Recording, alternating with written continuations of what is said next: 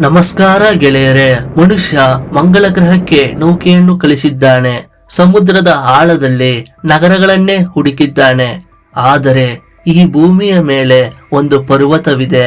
ಇಂದಿಗೂ ಅದರ ರಹಸ್ಯಗಳನ್ನು ಭೇದಿಸಲು ಮನುಷ್ಯನಿಗೆ ಸಾಧ್ಯವಾಗಿಲ್ಲ.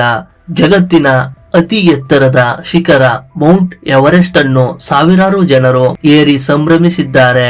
ಆದರೆ ಅದಕ್ಕಿಂತ ಎತ್ತರದಲ್ಲಿ ಕಡಿಮೆ ಇರುವ ಕೈಲಾಸ ಪರ್ವತವನ್ನು ಇಂದಿಗೂ ಯಾರೊಬ್ಬರು ಏರಲು ಸಾಧ್ಯವಾಗಿಲ್ಲ. ಯಾಕೆ? ಅಲ್ಲಿ ಹೋದವರಿಗೆ ಹಾದಿ ತಪ್ಪುವುದೇಕೆ? ಅಲ್ಲಿನ ಪ್ರಬಲ ಕಾಂತೀಯ ಶಕ್ತಿ ಮನುಷ್ಯನ ವಯಸ್ಸನ್ನೇ ಬದಲಿಸುತ್ತದೆಯೇ? ಬನ್ನಿ, ಇಂದಿನ ಈ ವಿಶೇಷ ವಿಡಿಯೋದಲ್ಲಿ ಕೈಲಾಸ ಪರ್ವತದ ಬೆರಗುಗೊಳಿಸುವ ರಹಸ್ಯಗಳನ್ನು ಒಂದೊಂದಾಗಿ ಬಿಚ್ಚಿಡೋಣ. ಕೈಲಾಸ ಪರ್ವತದ ಎತ್ತರ ಸುಮಾರು 6638 ಮೀಟರ್ಗಳು. ಎವರೆಸ್ಟ್ ಗಿಂತಲೂ ಸುಮಾರು 2000 ಮೀಟರ್ಗಳಷ್ಟು ಕಡಿಮೆ ಇದ್ದರೂ ಇದರ ಶಕ್ತಿ ಮಾತ್ರ ಅಸಾಮಾನ್ಯ. ಕೈಲಾಸ ಪರ್ವತವನ್ನು ಗಮನಿಸಿದರೆ ಅದು ನೈಸರ್ಗಿಕ ಪರ್ವತದಂತೆ ಕಾಣದೆ ಒಂದು ಬೃಹತ್ ಪಿರಮಿಡ್ನಂತೆ ಕಾಣುತ್ತದೆ. ಇದರ 4 ಮುಖಗಳು ಉತ್ತರ, ದಕ್ಷಿಣ, ಪೂರ್ವ ಮತ್ತು ಪಶ್ಚಿಮಕ್ಕೆ ನಿಖರವಾಗಿ ಮುಖ ಮಾಡಿವೆ. ಇಷ್ಟು ಕೌಶಲ್ಯಪೂರ್ಣ ರಚನೆ ನೈಸರ್ಗಿಕವಾಗಿ ರೂಪುಗೊಳ್ಳಲು ಹೇಗೆ ಸಾಧ್ಯ ಎಂಬುದು ವಿಜ್ಞಾನಿಗಳಿಗೆ ದೊಡ್ಡ ಪ್ರಶ್ನೆ. ಈ ಪರ್ವತವನ್ನು ಹೇರಲು ಯತ್ನಿಸಿದ ಪರ್ವತಾರೋಹಿಗಳು ಒಂದು ಸಾಮಾನ್ಯ ಅನುಭವ ಹಂಚಿಕೊಂಡಿದ್ದಾರೆ. ಅವರು ಏರುತ್ತಾ ಹೋದಂತೆ ಇದ್ದಕ್ಕಿದ್ದಂತೆ ಹವಾಮಾನ ಭೀಕರವಾಗಿ ಬದಲಾಗುತ್ತದೆ. ಹಾದಿ ದೃಷ್ಟಿಯಿಂದ ಮರೆಯಾದಂತೆ ಭಾಸವಾಗಿ ಪರ್ವತಾರೋಹಿಗಳು ಗೊಂದಲಕ್ಕೀಡಾಗಿ ವಾಪಸ್ ಬರಬೇಕಾಗುತ್ತದೆ. ವಿವಿಧ ಧರ್ಮಗಳಲ್ಲಿ ಈ ಪರ್ವತಕ್ಕೆ ಅತ್ಯಂತ ಪವಿತ್ರ ಸ್ಥಾನವಿದೆ. ಇದನ್ನು ಪೂಜನೀಯ ಭಾವದಿಂದ ನೋಡುವುದರಿಂದ 2001ರಿಂದ ಚೀನಾ ಸರ್ಕಾರವು ಇಲ್ಲಿ ಪರ್ವತಾರೋಹಣ ಮಾಡುವುದನ್ನು ಕಾನೂನುಬದ್ಧವಾಗಿ ನಿಷೇಧಿಸಿದೆ. ಇಲ್ಲಿ ಹೋದವರಿಗೆ ಕಾಲದ ವೇಗದಲ್ಲಿ ವ್ಯತ್ಯಾಸವಾದ ಅನುಭವವಾಗುತ್ತದೆ. ಕೈಲಾಸ ಪರ್ವತದ ಆವರಣದಲ್ಲಿ ಮನುಷ್ಯನ ಉಗುರು ಮತ್ತು ಕೂದಲು ಅತಿ ವೇಗವಾಗಿ ಬೆಳೆಯುತ್ತವೆ.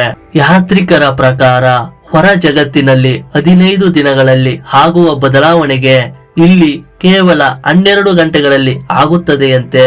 ಇಲ್ಲಿನ ವಾತಾವರಣವು ಮನುಷ್ಯನ ಜೀವಕೋಶಗಳ ಮೇಲೆ ಪ್ರಭಾವ ಬೀರಿ ವಯಸ್ಸಾಗುವ ಪ್ರಕ್ರಿಯೆಯನ್ನು ವೇಗಗೊಳಿಸುತ್ತದೆ ಎಂದು ಕೆಲವು ಸಂಶೋಧಕರು ಅಭಿಪ್ರಾಯಪಟ್ಟಿದ್ದಾರೆ. ಇದು ಈ ಪರ್ವತದ ಸುತ್ತ ಇರುವ ಯಾವುದೋ ಅಗೋಚರ ಶಕ್ತಿಯ ಪ್ರಭಾವವೇ ಎಂಬುದು ಇಂದಿಗೂ ನಿಗೂಢ. ವಿಶ್ವದ ಅನೇಕ ವಿಜ್ಞಾನಿಗಳು ಕೈಲಾಸ ಪರ್ವತವನ್ನು ಭೂಮಿಯ ಕಾಂತೀಯ ಕೇಂದ್ರ ಬಿಂದು ಎಂದು ಕರೆಯುತ್ತಾರೆ. ಇಲ್ಲಿ ಪ್ರಬಲವಾದ ಕಾಂತೀಯ ಕ್ಷೇತ್ರವಿರುವುದರಿಂದ ಕಂಪಾಕ್ಸ್ ಅಥವಾ ದಿಕ್ಸೂಚಿಗಳು ಸರಿಯಾದ ದಿಕ್ಕನ್ನು ತೋರಿಸುವುದಿಲ್ಲ. ಇದು ಪರ್ವತದ ಸುತ್ತಲಿನ ಶಕ್ತಿ ವಲಯದ ಸಂಕೇತವಾಗಿದೆ. ಸೂರ್ಯಾಸ್ತದ ಸಮಯದಲ್ಲಿ ಪರ್ವತದ ಮೇಲೆ ಬೀಳುವ ನೆರಳು ಒಂದು ಬೃಹತ್ ಆಕಾರವನ್ನು ರೂಪಿಸುತ್ತದೆ. ಹಾಗೆಯೇ ಪರ್ವತದ ಮೇಲಿನ ಬೆರುಕುಗಳನ್ನು ಗಮನಿಸಿದರೆ ಅದು ಸ್ವಸ್ತಿಕ್ ಚಿಹ್ನೆಯಂತೆ ಗೋಚರಿಸುತ್ತದೆ. ಇದು ಪ್ರಕೃತಿಯ ವಿಸ್ಮಯವೋ ಅಥವಾ ಬೇರೇನಾದರೂ ಇದೆಯೇ? ಈ ಪರ್ವತದ ಹತ್ತಿರ ಡಮರುಗ ಅಥವಾ ಓಂಕಾರದ ಶಬ್ದ ಕೇಳಿಸುತ್ತದೆ ಎಂದು ಅನೇಕ ಯಾತ್ರಿಕರು ಸಾಕ್ಷಿ ನೀಡಿದ್ದಾರೆ. ಇದು ಗಾಳಿ ಮತ್ತು ಮಂಜುಗೆಡ್ಡೆಯ ಸಂಘರ್ಷದಿಂದ ಉಂಟಾಗುವ ಶಬ್ದವಿರಬಹುದು ಎಂದು ವಿಜ್ಞಾನಿಗಳು ಅಂದಾಜಿಸುತ್ತಾರೆ. ಕೈಲಾಸ ಪರ್ವತದ ಪಾದದಲ್ಲಿರುವ 2 ಸರೋವರಗಳು ಪ್ರಕೃತಿಯ ಅತಿ ದೊಡ್ಡ ಒಗಟು. ಮಾನಸ ಸರೋವರ ಇದು ಸಿಹಿ ನೀರಿನ ಕೆರೆ, ಯಾವಾಗಲೂ ಶಾಂತವಾಗಿರುತ್ತದೆ. ಇದು ಸಕಾರಾತ್ಮಕ ಶಕ್ತಿಯ ಸಂಕೇತ. ಇನ್ನು ಎರಡನೆಯದು ರಾಕ್ಷಸ ತಾಲ್. ಇಲ್ಲಿ ಯಾವುದೇ ಜೀವ ಸಂಕುಲವಿಲ್ಲ. ಪಕ್ಕದಲ್ಲೇ ಇದ್ದರೂ ಇಷ್ಟು ವಿರುದ್ಧ ಗುಣಗಳನ್ನು ಹೊಂದಿರುವ ಈ ಸರೋವರಗಳ ರಹಸ್ಯ ಇಂದಿಗೂ ಯಾರಿಗೂ ತಿಳಿದಿಲ್ಲ. ವಿಜ್ಞಾನಿಗಳು ಕೈಲಾಸವನ್ನು ಭೂಮಿಯ ಬ್ರಹ್ಮಾಂಡದ ಕೇಂದ್ರ ಬಿಂದು ಎಂದು ಕರೆಯುತ್ತಾರೆ.